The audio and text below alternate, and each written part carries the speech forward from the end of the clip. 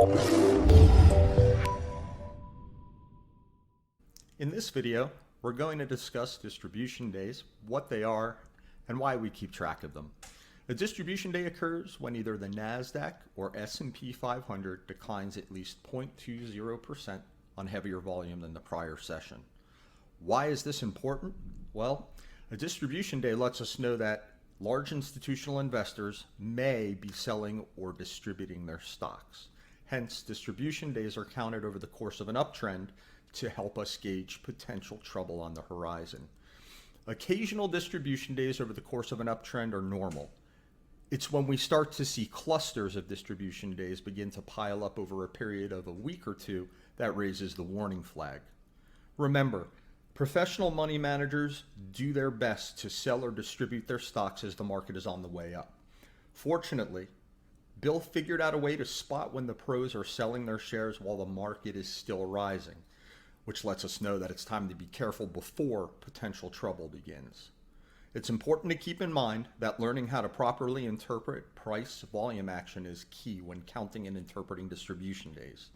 So let's go ahead and take a look at some examples. So here's an example of the NASDAQ composite.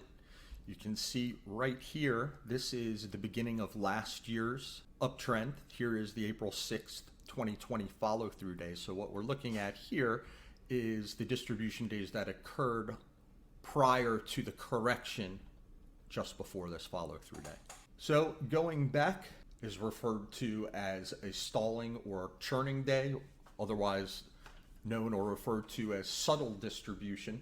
Even though this day right here does not qualify for distribution by the strict definition because we didn't close down at least 0.2%, because we were at an all-time high and ultimately closed near the lows of the range as volume picked up. That is your textbook definition of stalling or churning, and hence we count that as a distribution day, even though it's subtle distribution. The following distribution day here is simple. This was down over 0.2%, volume picked up. So here we've got two distribution days.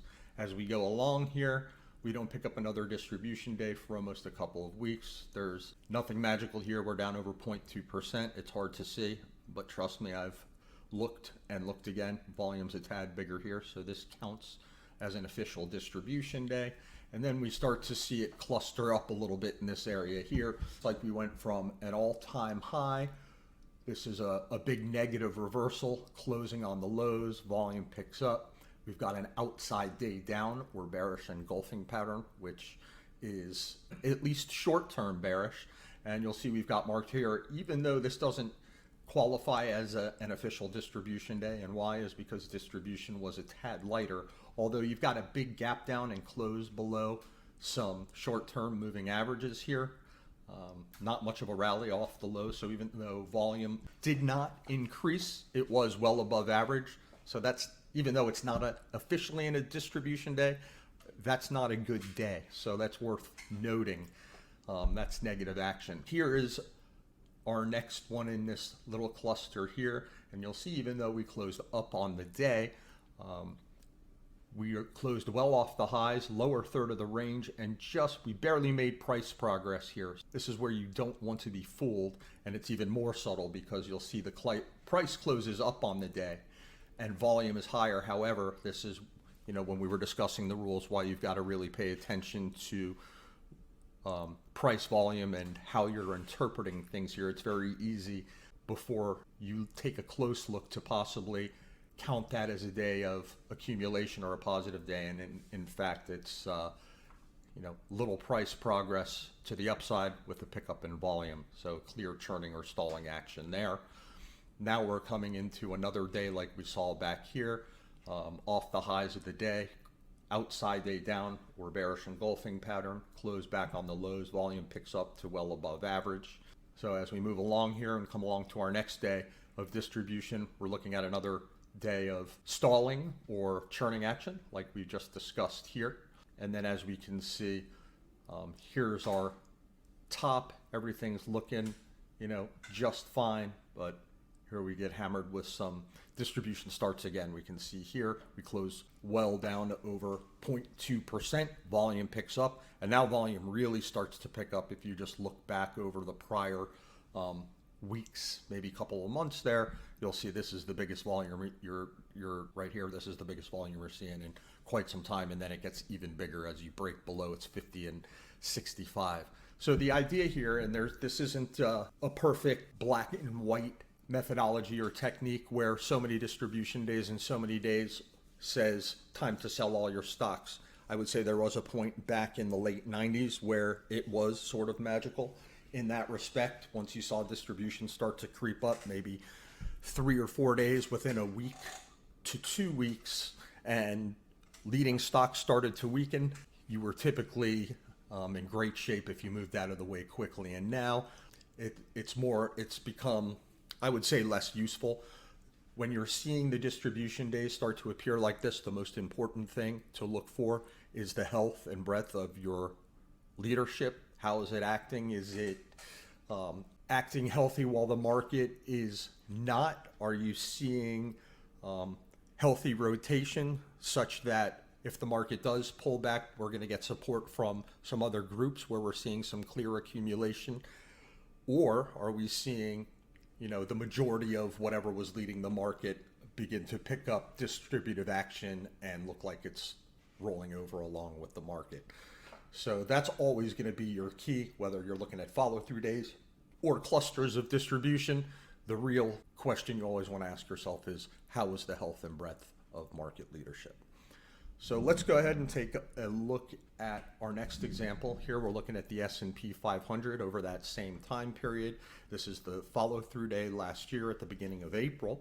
And so again, we're looking at the distribution that occurred on the way up just prior to this correction last year before the big rally got underway. So again, we're going back about 5 weeks here, which is the relevant time frame for distribution. Here we've just got a down day of 0.2%. We did close mid-range, so here it's not a severe day of distribution, although it's not screaming accumulation either. So it's worth marking down. It meets the textbook definition of being down over 0.2% or more on higher volume than the prior day. So we continue to move along and hit our next distribution day again. This is reversal on, close on lows. We pick up distribution after making highs on big volume the day before. We take a look here. We've got another ugly day of price action, although volume declines. So that takes some of the severity out of the way there. If volume would have picked up higher than this day here, that would have been another day of churning or stalling, or it would have been the first and only churning or stalling day. However, volume didn't pick up, so that does not matter. As we continue along here now, we're starting to see that action like we were looking at on the NASDAQ, where we go from highs to closing on near lows of the day, in the bottom third of its range, below its 10-day moving average, volume picking up, followed again. In this particular case, when we gap down below further moving averages on the NASDAQ, we didn't pick up volume, so it didn't count as distribution, although we marked it as a bad day. In this particular scenario, the S&P 500, and what we're looking at here is NYSE volume.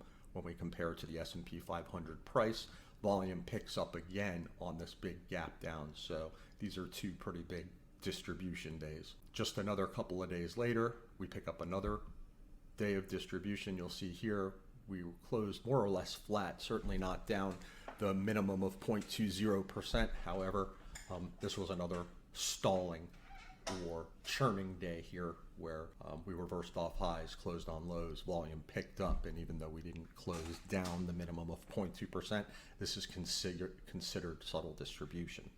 So again, we go 2 days later, we've got another big down day all the way to its 50-day moving average on significantly heavier volume than we've seen going back quite some time here.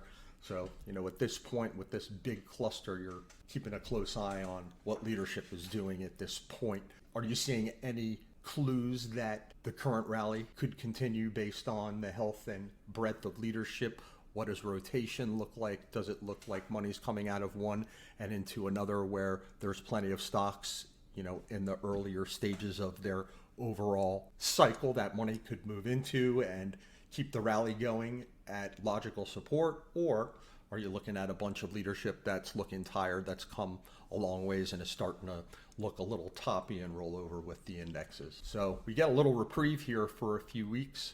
And in these particular cases here, even where we have the blue lines, these are the opposite of churning or stalling days. So in these cases where we actually do close down over 0.2% on heavier volume, because we close well off the lows of the day, and if you were to extend this line to make it fair to the prior day's close, this is well off its lows and more of a subtle accumulation day than distribution.